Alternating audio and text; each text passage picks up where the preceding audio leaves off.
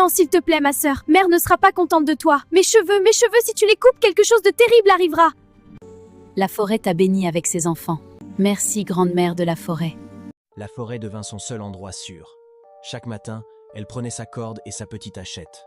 Elle marchait au fond de la forêt. Elle coupait du bois sec. Elle les attachait en fagots. Parfois, elle restait assise des heures à fixer les arbres, murmurant des prières à travers ses larmes.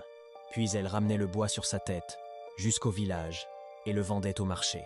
C'était une vie dure, mais elle la gardait en vie.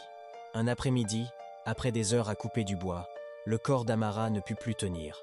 Son dos la faisait souffrir. Ses pieds brûlaient, ses mains tremblaient. Elle laissa tomber sa hachette et s'assit sur un arbre abattu. La forêt était silencieuse, seulement les oiseaux et le léger bruit des feuilles. C'est là que la solitude finit par la briser. Les larmes remplirent ses yeux. « Oh mon Dieu !» murmura-t-elle. Elle se couvrit le visage et se mit à pleurer. « Je suis seule dans ce monde plein de méchanceté et de cruauté.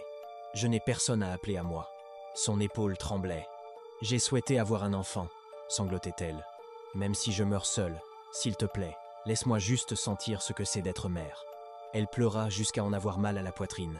Soudain, un vent étrange traversa les arbres. Amara eut froid. Elle leva lentement la tête et se figea. Une vieille femme se tenait devant elle. Elle était venue de nulle part. Ses vêtements étaient longs et verts comme des feuilles. Ses cheveux étaient verts et flottants. Ses yeux étaient profonds et calmes. Dans ses bras, elle portait 2 bébés. L'un des bébés avait de doux, boucles blanches et brillantes. L'autre avait de doux, boucles dorées et brillantes. Leur peau était comme du lait. Leurs yeux brillaient comme la lumière du matin. La bouche d'Amara s'ouvrit. « Qui es-tu » murmura-t-elle. La vieille femme sourit doucement. « Je m'appelle Alia.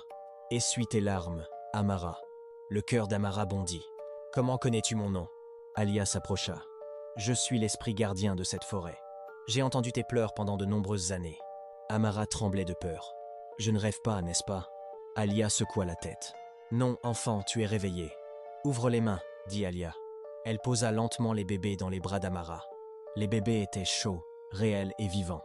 Au moment où Amara les toucha, son cœur explosa d'amour. Le bébé sourit.